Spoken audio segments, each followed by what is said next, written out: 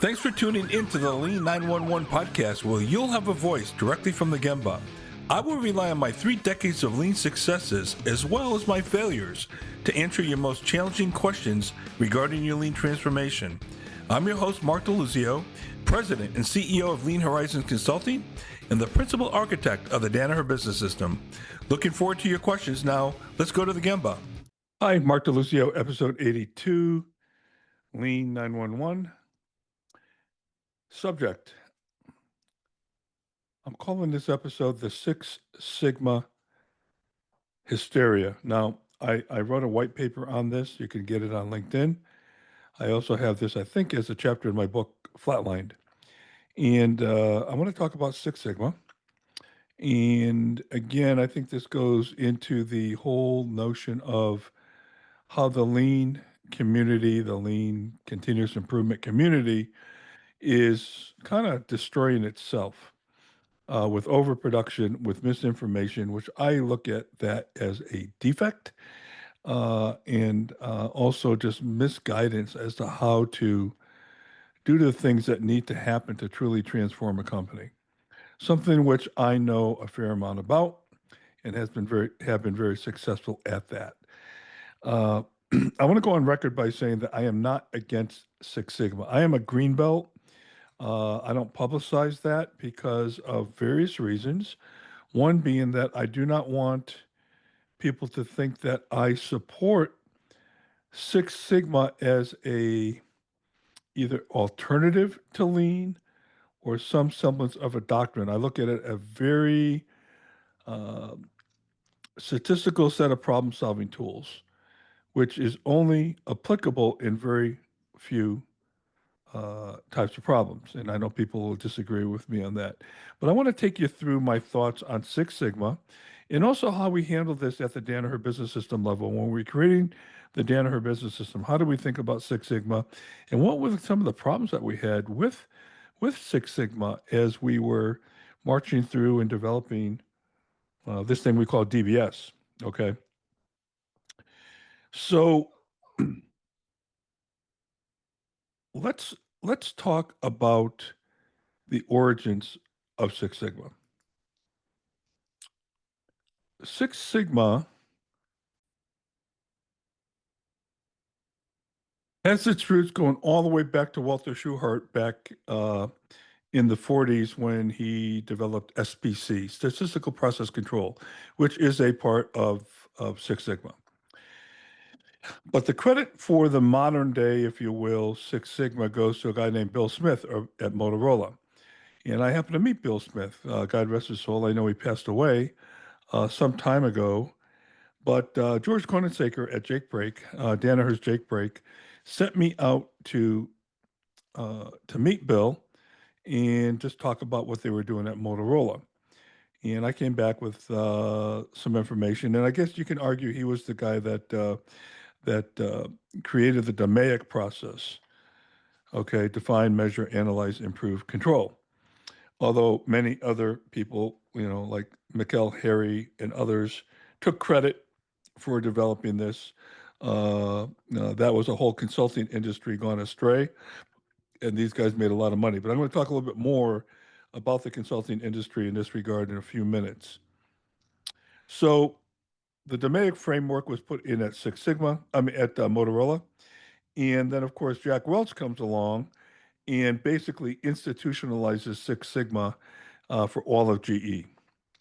And basically made it almost a condition of employment, definitely a condition for promotion. All right. And I think, in all due respect, and I don't mean to pick on Jack, but he did the industry and GE a disservice. There was quite a few people who came out of GE with the Six Sigma Master Black Belt moniker, if you will, or Black Belt designation, and thought that they could run companies because they knew Six Sigma. Thought they could actually run companies. I had an engineer. He was 28 years old. He came from GE. He was a master black belt, and he told me, I always do career development with my people, and we started putting his career development plan. He says, "Well, in 2 years, when I'm 30, I want to be the president of one of our divisions. Well, I looked at this guy and I said, well, hey, look, uh,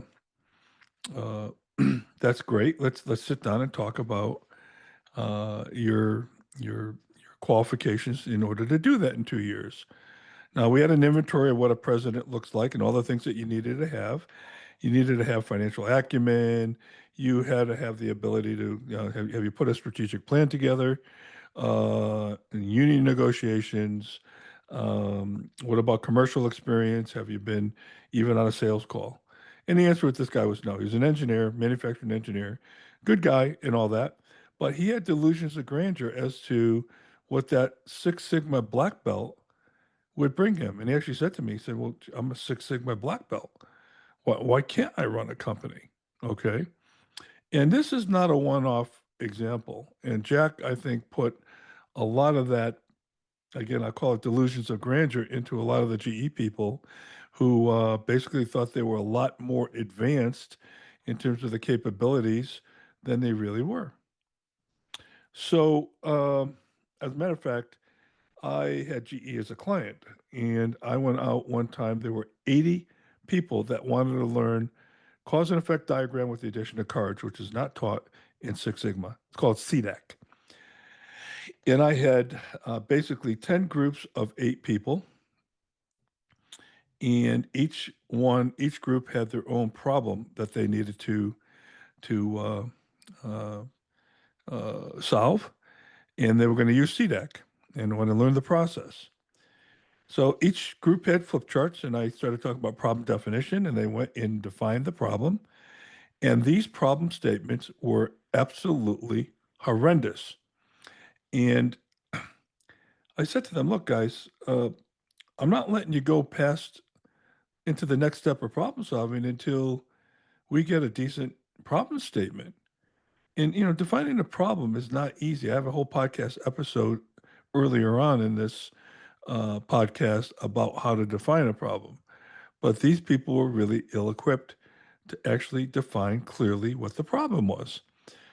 So they became very upset with me.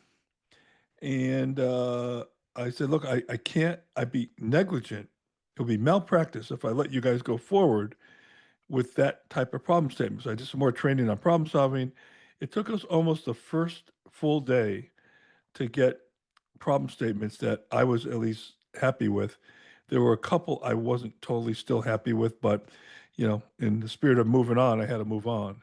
So we went forward, and by the end of the week, by about Thursday, many of them came back to me and said, "Mark, I see what you're saying now, and thank you for uh, being tough on day one. We wanted to kill you on day one, but uh, but bottom line was I wasn't going to let them go forward. Now these were all trained Six Sigma black belts, and they all got their certification, and they all got their their qualifications checked off by some consulting firm.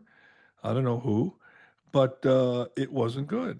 Okay, now I'm not trying to down you know, uh, Six Sigma black belts or master black belts that they don't know how to write a problem definition statement. I'm just giving you my experience.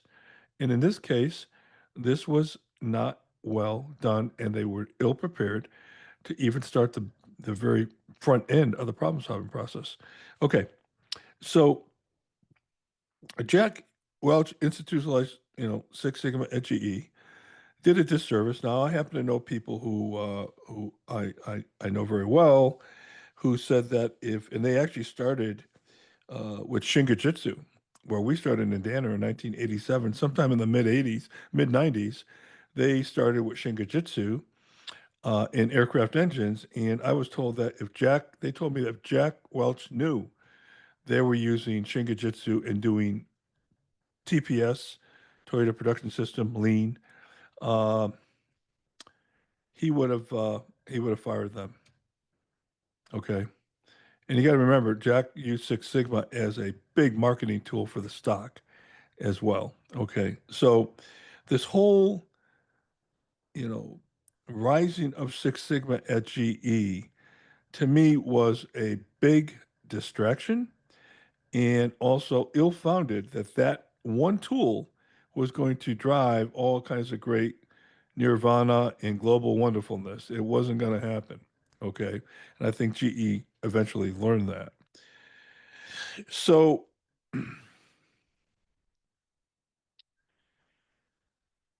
all kinds of problems came out of this Six Sigma notion. And one of the culprits here was a consulting company called TBM, Time Based Management, who started early on. I think they were probably the first lean consulting company run by Anand Sharma.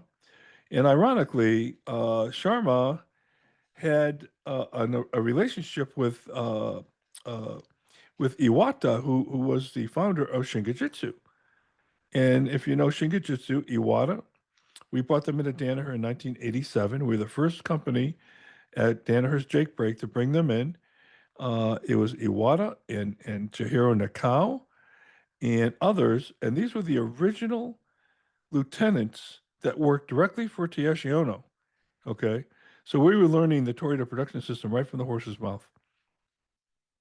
Iwata formed some sort of business relationship with Sharma. And there's a lot to say about that business relationship, which I won't think appropriate for this podcast episode. But Sharma somehow got his hands on the licensing of the term Lean Sigma. I think it came out of Maytag, if I'm not mistaken. And he marketed Lean Sigma and sold a gazillion dollars of consulting on this thing called Lean Sigma. By the way, it was brilliant from a business perspective. They made a lot of money doing this, but it was an incredible disservice to the lean community. It was an incredible insult to Iwata, in my opinion, and Nikao, okay, who didn't think highly of the whole Six Sigma movement. All right. So the whole consulting industry developed all these consulting companies. And we too at Danaher brought in Air Academy, some really good guys out there, um, to teach us Six Sigma. Okay. The consulting industry just exploded, and the whole certification scam, in my opinion, just took off. And everybody's getting certified in yellow belts, green belts, black belts, master black belts. It really was a shame. And I have a couple podcast episodes on certifications, which I'm not a big fan of. But anyway, uh, needless to say, this whole Lean Sigma thing took on a life of its own. Okay. So we learned at Danaher that you could not transform your business simply with tools. That was a hard lesson for us to learn. You had to be talking about the people and the culture of the organization. And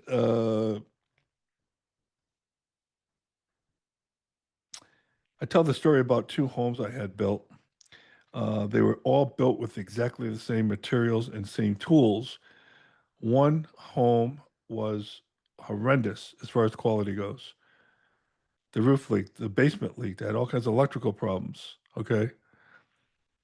The second home, perfect. And if I were to grade each one of those contractors, their people, their contractors, and their workers on tools, they all would have gotten A pluses. They all knew how to use the tools.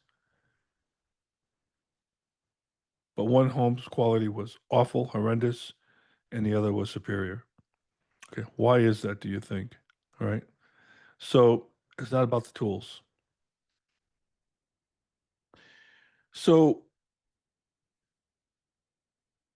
during the Danaher creation of the Danaher business system, we started getting all these people in, especially from GE, who had all the Six Sigma, I almost want to call it poisoning experience, and they wanted to just get rid of lean and overtake DBS, which the foundations of the Danaher business system was in the Toyota production system. I spent probably a year fighting this. It was a waste of time. And I mean, there were people that had Six Sigma clubs that only those who had certifications were allowed to that club. They met, they had these closed room sessions, they did all their Demaic, rain dances and everything else, but it was an absolute disaster. And I had to break that stuff up. It was spreading like cancer throughout the company. And I finally had to, but I spent a lot of time, a lot of non-value added time breaking this stuff up. All right. So once that got under some semblance of control, we did see a value with Six Sigma, by the way. Matter of fact, I had to change the name and call it Variance Reduction Kaizen, VRK.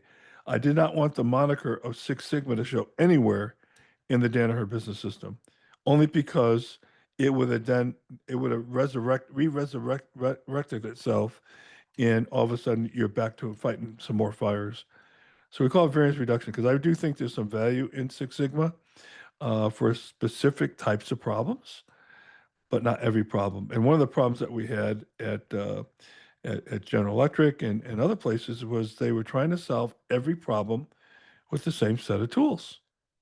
Okay. So let me go through a few of my critiques of Six Sigma. Okay. Critique number one, the whole mantra that Six Sigma is 3.4 parts per million defects. Okay. Now, we all know that there's all kinds of ways that people measure that. I believe Motorola would measure a cell phone if it had 1,000 parts in it and there was one part that was defective in that cell phone, it was one out of 1,000. Okay, so all of a sudden your sigma level is pretty damn high. All right, so we looked at it as one out of one. We looked at it from the customer perspective. If I sold you a car that had 20,000 parts in it and the steering wheel fell off while you were driving it, that's one out of 20,000? No, I don't think so. That's one out of one. Okay. So we were very hard on how we measured and thought about defects per million, all from the customer's perspective. Right. But you get these companies say, yeah, we're Five Sigma, which is 233 parts per million. No, you're not. You're not Five Sigma. Okay. Very few companies are that good, believe it or not. And and when you really count defects, okay, not end of line, but really count process defects, very few companies are anywhere near that altitude, if you will. But Iwata-san from Shingijutsu said to me one day, DeLuzio-san, I don't understand Six Sigma. Americans think 3.4 parts per million is good. Why are you planning to fail? Why are you not targeting 0 parts per million? And I'm like, wow, okay. You haven't thought about it that way, right? When I posted this a couple years ago on LinkedIn, you would not believe the engineers that wrote back to me in comments, and hundreds of comments, telling me that it's technically impossible to have 0 defects. And they gave all the reasons why. They showed me all their charts and all their graphs and all their calculations and all their theories. And whether or not they're right or not, the whole idea that if you can't pursue 0 defects because you yourself thinks it's impossible, then guess what? It will be a self-fulfilling prophecy and you'll never get there. You'll never get there. Wasn't it Henry Ford that says something like, if you think you can or you think you can't, you will be right. All right. And so Iwata could understand this 3.4 parts per million defect mentality. All right.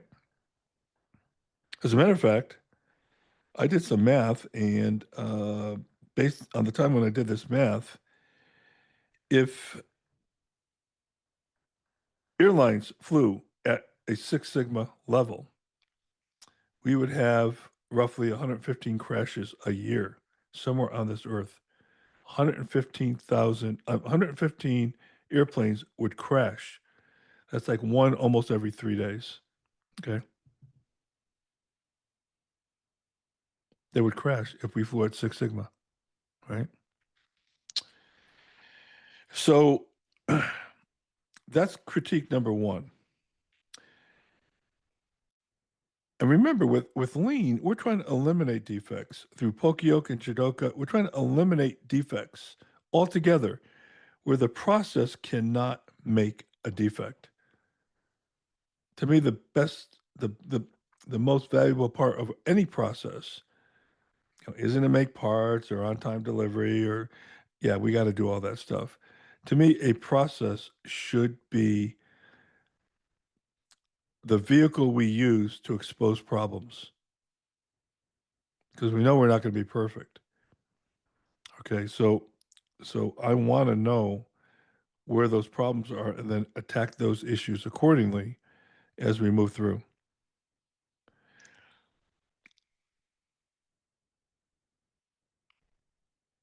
One of the other things, by the way, that Iwata said to me was with SPC, and I got in a big debate about, oh, Mark, you don't understand SPC because it's not about the product, it's about the process.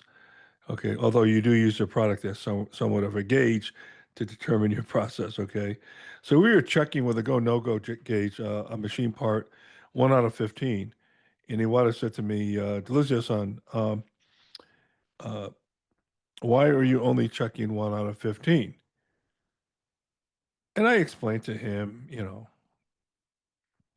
well, you got to understand, Iwata-san, if you get 7 parts in a row, you got low control limits, or you're above the control limit, blah, blah, blah. I go through all the different you know, iterations of control charts in SPC.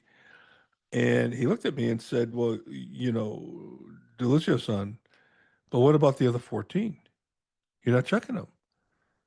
And I went on again to say, SPC, you check this, you check that, and up and lower, and if it's one of those been, and I give him all the rules of how you determine an abnormality in Six Sigma, as if he didn't know, right? So he said to me, DeLuzio-san, would you fly an airline that only checks 1 out of 15 airplanes? And right there, he had me. Of course, we wouldn't fly an airline that checks only 1 out of 15 airplanes. Okay. He couldn't understand it. Okay. And he said, you're violating a principle because one of the principles in lean is to assure quality before you pass the part or information or service downstream to the next part of the process. He said, those 14 parts are not being checked and you are passing along uncertain quality, unchecked quality. And my lame brain response was, yeah, but we're going to catch him at the test stand. Dumb, dumb. I was learning, I was young. And he just shook his head, said, no, you're violating the principle. If you're going to check one, you got to check them all. And by the way, he understood that inspection was too late, right? You got to build the quality in. But this is where we were in our evolution at the time. Okay. Critique number 2, employee exclusion and over reliance on experts. I think you guys know that when you run a Kaizen event, it's all employees are involved. You get the people who own the process, the frontline associates. You get people from the administrative office, leaders. You get people from all walks in the Kaizen event itself. And of course, our rules of Kaizen that everybody leaves their title at the door and everybody contributes evenly and you discuss and all that. And what better way to get buy-in than making changes to a process with the people who are actually going to own the process and have to use that process? They're the ones giving you the greatest ideas. They're the best advisors, right? Well, I asked a Six Sigma guy one time, I said, hey, let me ask you, how do you get employee involvement with Six Sigma? Oh, what we do, we set up these check sheets and they check off these sheets at each process. And I said, so that's the involvement that you get? Well, yeah, because then we take the data and we put it into Minitab and we do all this other stuff. Okay, great. Uh, but what about ideas in terms of improving the process? And I just got a blank stare. Okay, and I knew the answer, of course. um,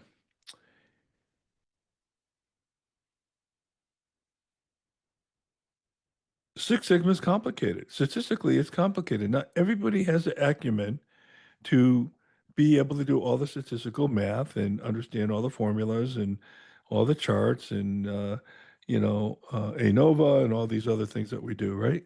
Standard deviations. So you got a small collection of quote unquote experts that are running this thing, and you got everybody else kind of looking in as bystanders. Not a lot of employee involvement. So the reliance on experts and this whole exclusion, basically, of employees' ideas as to how to make things better is missing. That's my critique number two. Now, there may be some exceptions. Oh, no, no, we don't do it that way, Mark. We bring people in and we do this and we do that. For the most part, my evidence that I've seen, that doesn't happen. It's all based on these elite engineers working together, which is another problem because if one of my podcast episodes on critical thinking is such that you every problem is multifaceted. It's not just one discipline that can solve a problem. All right, and I've got experience with that. Um, I think I talked about this um, on another podcast episode, but we had a big test stand problem over in England at one of our companies that made temperature controllers. And what it was no fault found. And it was a continuing problem that we would test the product, it would fail, then we test it again, and it would pass. And when we looked at the products that quote unquote failed, they were all good products. All right. So why was this happening? It was a big disruption to the operations. So a group executive, God rest his soul, Jack Watson, at the time called me and said, Mark, I need you to personally go over to England and figure out what's going on over there. Now, I'm not an engineer. Okay. I said, okay, Jack, I'll go. So I flew all the way to Brighton, England, which is a nice place to go. And I arrived and got the group together that was working on this particular problem. And I noticed that they were all engineers.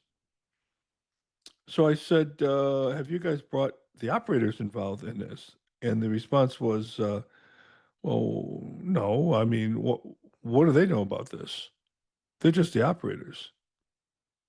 I said, okay, we need to reconnect here and recalibrate our thinking. Okay.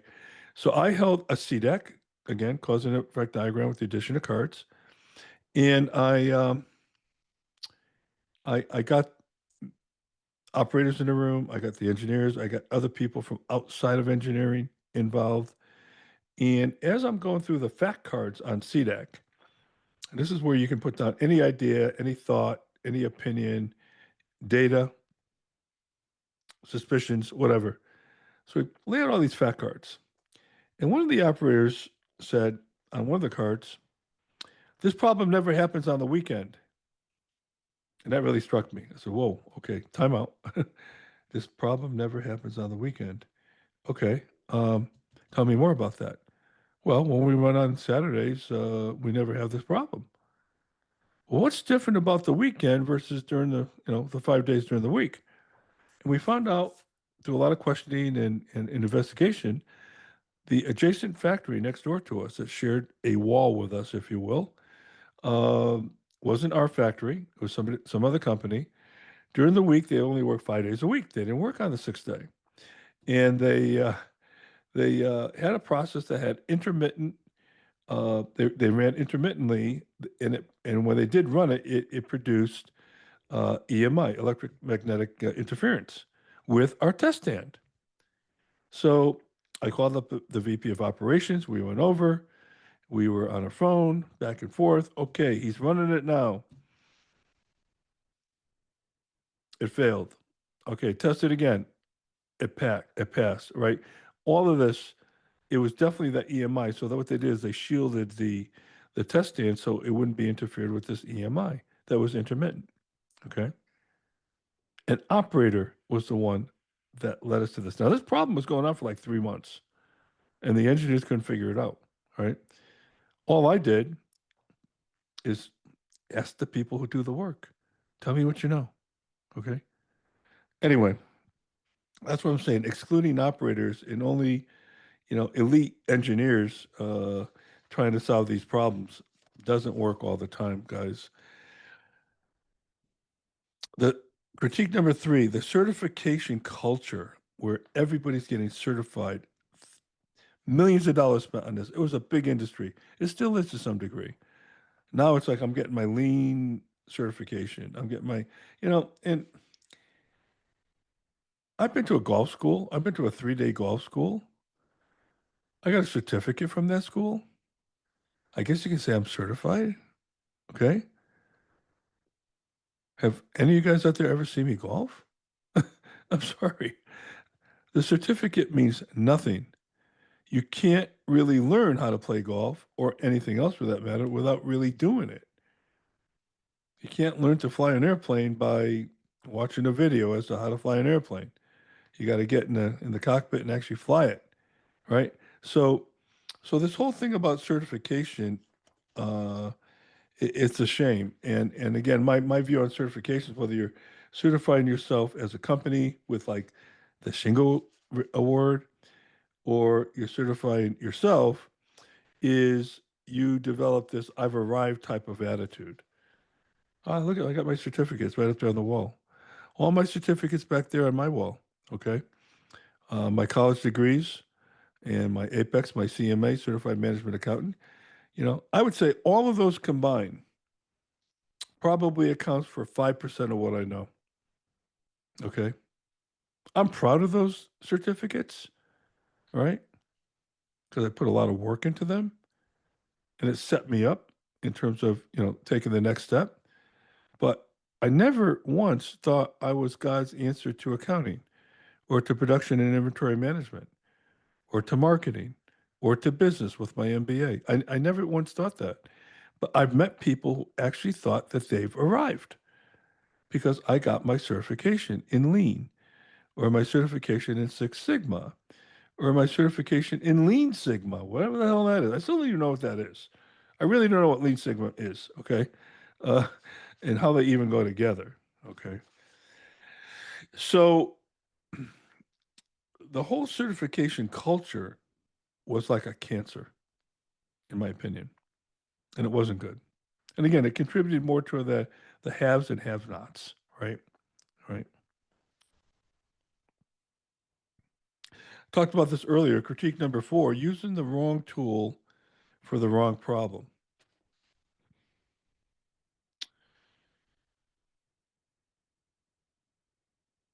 A very famous case study that I was involved in was with GE Money. That's when they had all their financial businesses, and the retail credit card process was a real problem for them.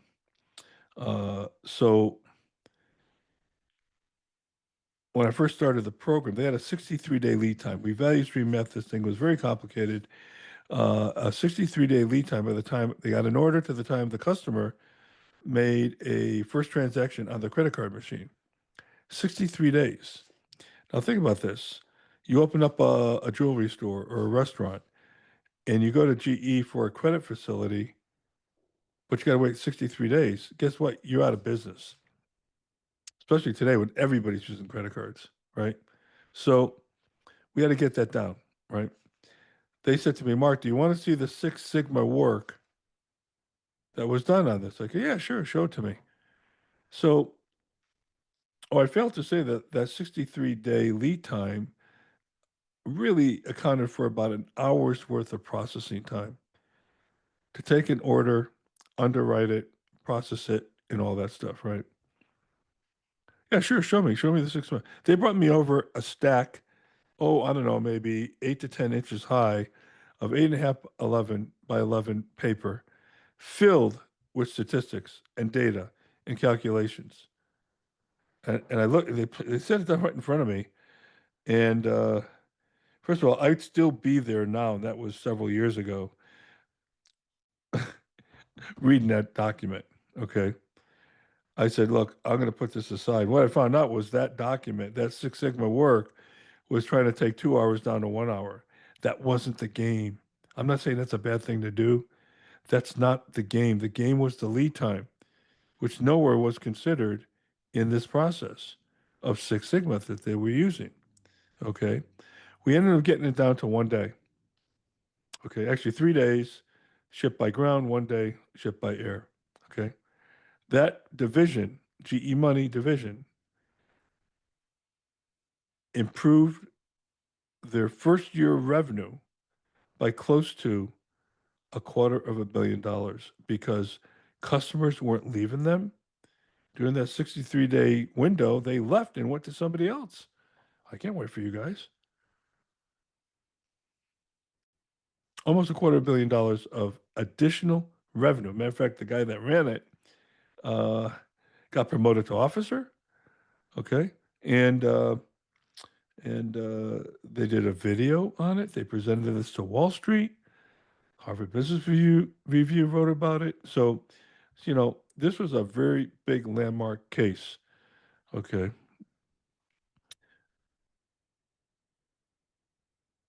but we didn't use Six Sigma to do it, and they were spending countless months and months and months with Six Sigma trying to fix this thing. It was the wrong tool for the wrong problem. These projects, critique number 5, these projects usually take forever. They take on a life of their own. 6 months, 9 months. I'm coming to work today to work on my Six Sigma project that I started back in November. Okay, it's like, no, no, we want quick improvements, not to let perfect get in the way of better, right? So versus Kaizen, where you get pretty immediate results within a week, let's say, these improvement cycles were forever. And these projects just, like I said, took on a life of their own and just went on forever. Okay, that's my critique number 5. And last but not least, critique number 6 is many times, through a lean lens, you're going to look at something and say, I'm not going to improve that because we shouldn't be doing it to begin with. Problem is, Six Sigma usually, in my experience, went in and tried to improve a process that really shouldn't have been done at all. And that's another criticism that I had, that there was no, rationale to look at this and saying, why are we even doing that? I've refused to improve things that were sitting in a suboptimal framework. No, I'm not going to improve how well you handle your engineering change notices. I want to find out why you write engineering change notices, because you never write one when things go well. You never write one when things are just great. They're always representing a problem. So let's start paradoing them and finding out the root cause, upstream, as to why these needed to be written to begin with. And there could be a whole myriad of reasons, right? I found that Six Sigma doesn't ask that question. Now, I'm sure a lot of you guys out there are going to disagree with me. I'm giving you my experience. We're improving this. Why are you improving it? You shouldn't be doing it. Okay. So those are my, top 6, if you will, critiques. I've never seen a company successfully transform strictly using just Six Sigma or theory of constraints for that matter. That's another episode. I talk about TOC, but I have a very similar thought process there. And with TOC, we did not include it in the Danaher business system. We did not include it. Okay.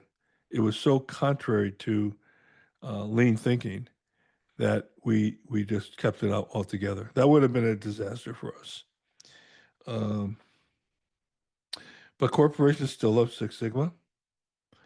I still see on LinkedIn, which would you do first, or which is better?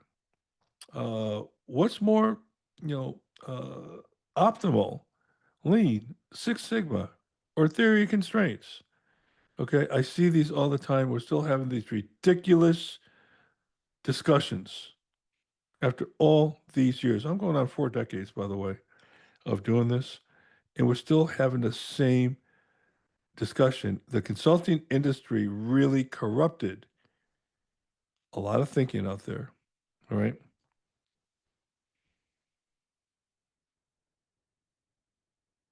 I mean, come on. I want to remind you, I'm not against Six Sigma as a statistical problem solving tool, but it sits alongside all the other tools in the toolbox. It's not higher and it's not lower. You pick it out when you need it, when it's the right tool, just like you pick out a screwdriver when you need to, screw in a screw, or a hammer when you need to drive a nail. You pick the tool out that you need at the appropriate time. So I'm not against it. I do see a lot of merit, especially with a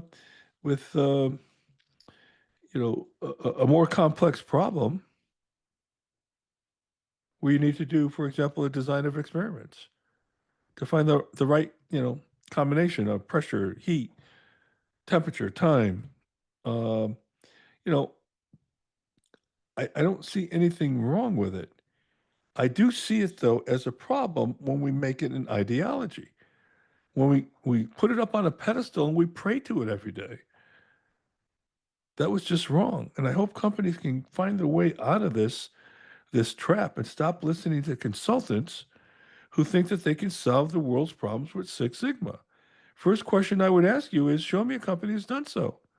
There are none. Motorola, quite frankly, was a failure as a company. And I'm not blaming Six Sigma on that. There are other reasons why Motorola failed. Okay. GE failed with Six Sigma. If Six Sigma was so great, GE should not have failed. All right. So just think this through. Okay. I don't know of any company that successfully transformed itself with Six Sigma as their pinnacle of continuous improvement. Haven't seen it. So you definitely can't build a culture or transform around a tool. It's about culture, behaviors, principles. We talk a lot about that in this podcast, about the fundamental principles that we have to adhere to. Okay. And to think that one tool is probably more arrogant to think that than a set of tools. Okay, because you can't transform your company with just a set of tools without thinking about strategy, without thinking about priorities, without thinking about your people, without thinking about training your people, teaching them how to fish, without thinking about your customers' requirements. I mean, that's why it's called the Danaher Business System. Okay, I would have called it the Danaher Enterprise System, but hindsight's 2020. Anyway, it hasn't happened and it's not gonna happen. Right. So my fear is, in today's instant gratification Amazon type world, we are all looking for the silver bullet. Six Sigma was that silver bullet way back when. And to some degree it still is today, as is in some circles TOC. But now you're talking about agile. And what I really fear is AI. That we're going to think that the AI is going to be the silver bullet to transform our company. Matter of fact, a company that wanted me to do a RFP uh, quote, which I don't do RFPs. in their request, they wanted to know how we were going to integrate AI into the lean transformation. I don't tell you. I really don't know what to tell you. So I fear AI is the next obsession, that we're all going to take a step back and kind of let the machine transform our companies. Well, good luck with that. I'll see you in another 6 to 12 months, and we'll be talking about how we'll come in and help you. Okay? Because it's not going to happen. It's just not going to happen. Okay. The Six Sigma Hysteria. When I wrote this, I think the hysteria might have been a lot higher than it is today, but it still hasn't gone away. You still got traces of this out there where people are still hyping Six Sigma. Okay? Talking about the 1.5 shift and they get into these pedantic arguments about that. And then the whole wasted argument about, well, why is this better than this? And why is this better than that? And just stop, guys. Stop. Because at the end of the day, lean to me is about problem solving. It's about problem solving. And if Six Sigma is one of the tools you want to bring in to help you solve a problem, more power to you. Okay. Or Pareto, or Fishbone, or 5Y. Okay, go through all the different tools. I'm a big fan of Pareto, by the way. I think most problems can be solved if you know how to use Pareto diagrams, right? Most problems can be solved with Pareto. But look, let's keep this in perspective. So this is long overdue. I should have done this podcast episode a long time ago. This is podcast episode number 82 for Lean 911. But anyway, you can go to LinkedIn to my page, Mark DeLuzio, and download the Six Sigma Hysteria, or you can go to leanhorizons.com, my consulting company, which, by the way, this month is 25 years old, leanhorizons.com, and go into the resource section there, and you'll find this white paper called the Six Sigma Hysteria, along with a bunch of other white papers that you're free to download as well. Okay? So, again, I'll close it out. Episode 82, the Six Sigma Hysteria. Appreciate your time. Hope you got something out of this. Let me know what you think, if you agree or disagree. My email, Mark, M-A-R-K, at lean911.com. Mark at lean911.com. And I hope, like I said, hope this was valuable to you. Okay, we'll see you next time, and stay lean, everybody. Bye-bye.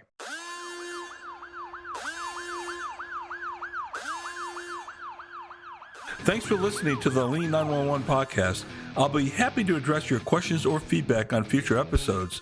Email me at mark@lean911.com. You can check out our other episodes by visiting our website at lean911.com, our YouTube channel, wherever you listen to podcasts. This is your host, Mark DeLuzio. Thanks for listening.